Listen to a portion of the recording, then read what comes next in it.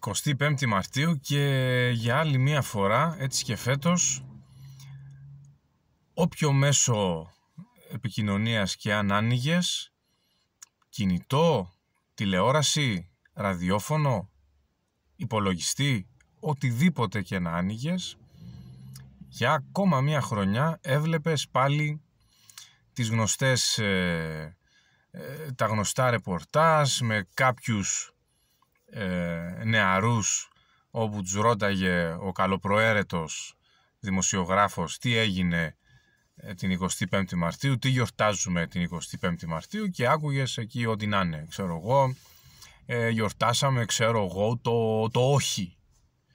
Τι έγινε την 25η Μαρτίου, 28η Οκτωβρίου. Ναι, το πιστέψαμε. Γιατί ρε μάγκες δεν επιλέγετε στο μοντάζ να βάλετε και αυτούς που σας απάντησαν σωστά και κάθε χρόνο μας διακομωδείτε και καλά το γεγονός ότι δεν ξέρει ο κόσμος τι έγινε την 28η και την 25η. Γιατί δεν έρχεστε να ρωτήσετε εμένα ή κάποιον που ξέρει ή έναν ειδικό και πάτε και βρίσκετε κακομοίριδες και τους τάζετε 2-3 δευτερόλεπτα δημοσιότητας και εκείνοι τα χαϊβάνια που δεν ξέρουν τι τους γίνεται συγκατανεύουν και πάνε και λένε ότι δήθεν δεν γνωρίζουμε τι έγινε την 25η Μαρτίου. Αυτό που με ενόχλησε όμως φέτος είναι ότι κυκλοφόρησαν και βίντεο από κυπριακά μέσα ενημέρωσης όπου η ίδια ιστορία. Δηλαδή πήγαινε ο καλοπροαίρετος δημοσιογράφος, ρώταγε έναν τυχαίο εντός εισαγωγικών τύπο διαβάτη εκεί, ξέρω εγώ που ήταν, και του έλεγε ξέρεις φίλε μου ήταν που έγινε τις 25 του Μάρτη, και απαντάει ο άλλος πού να ξέρω εγώ ήταν που έγινε. Καταλαβαίνετε το κλίμα. Δηλαδή κάθε παθογένεια που γίνεται στην Ελλάδα, στην Κύπρο εμφανίζεται μετά από μια 20ετία. Φοιτητής ήμουνα πρωτοετής που άκουγα αυτά στις ειδήσεις και στις εκπομπές, ξέρω εγώ εκεί του Θέμου και ποιου άλλου ήταν εκεί πέρα, και έλεγα εγώ πρωτοετής φοιτητής 20χρονος αδαής Κύπριος, μα είναι δυνατόν οι Έλληνες να μην γνωρίζουν τι έγινε την 25η? Τους πίστευα δηλαδή. Μετά συνειδητοποίησα πόσο λαμόγια ήταν. Και ήρθαν τώρα στην Κύπρο το ίδιο παραμύθι 20 χρόνια μετά να μας πούνε τώρα ότι ο Κύπριος δεν ξέρει την 25η κτλ. Δεν μπορώ να καταλάβω.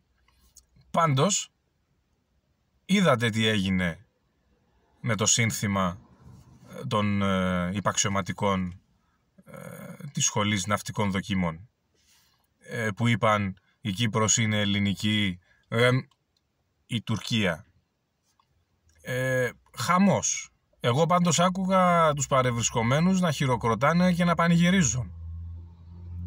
Τώρα λένε ότι θα γίνουν ξέρω εγώ ναυτοδικεία, δεν ξέρω εγώ πως τα λένε. Μοιραία θυμήθηκα έναν Κύπριο της Σχολής Ευελπίδων εκεί τότε στο 2003. Πηγαίναμε στο ίδιο γυμναστήριο και μου είπε ότι τον έδιωξαν από τη Σχολή Ευελπίδων τότε διότι πάνω σε μια στιγμή έξαρσης, σε μια εορτή εθνικής επετείου, πήρε μια τουρκική σημαία και την έκαψε. Και αυτόν τον έδιωξαν. 2003. Τέλος πάντων. Έχει καλός. Εσείς θα μου πείτε. Επίσης, ένα άλλο άκρος ενοχλητικό που παρατηρώ φέτος και δείχνει λίγο τις γνωριμίες, τις άκρες που μπορεί να έχει ο καθένας. Είναι ένας συγκεκριμένος ιστορικός, ή τουλάχιστον έτσι λέει ο ίδιος ότι είναι ιστορικός, ο οποίος έβγαλε και 2 βιβλία σε sequel, σε συνέχειες, με τίτλο, μάλλον δεν θα πω τον τίτλο ακριβώς, αλλά θα πω το περιεχόμενο.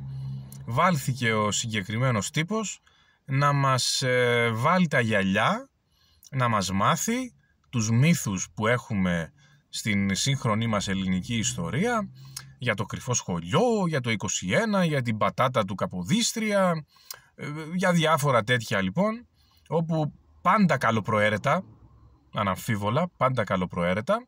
Δεν είναι ότι θέλει να μειώσει το γεγονός, δεν είναι ότι ο ίδιος πιθανόν να μην έχει ψήγμα λατρείας για την Ελλάδα.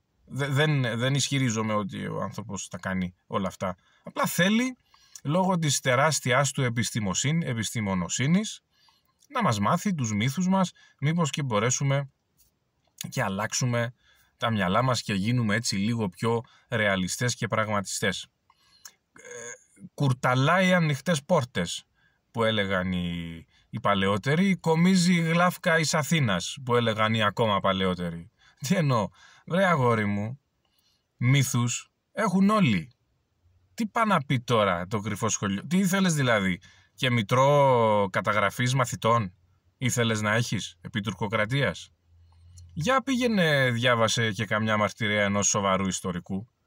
Για ψάξε λίγο στο YouTube, δεν ξέρω που διαβάζεις, γιατί ένα βιβλίο σου που το πήρα στα χέρια μου είχε μια βιβλιογραφία της πλάκας. Εγώ στο σπίτι μου, που δεν είμαι και ιστορικός, έχω πολύ πιο σοβαρή βιβλιογραφία από αυτήν που βιβλιογραφούσες εσύ στα δικά σου τα βιβλία. Τέλος πάντων, θες να σου μάθω κι εγώ κάτι? Ξέρεις ποιος ήταν ο πρώτος που διαμαρτυρήθηκε, ή τουλάχιστον που ξέρω εγώ ότι είναι ο πρώτος που διαμαρτυρήθηκε σε αυτούς που κατέρριπταν μύθους της Ελληνικής Επανάστασης? Ήταν ο Βαλαωρίτης, ο ποιητής.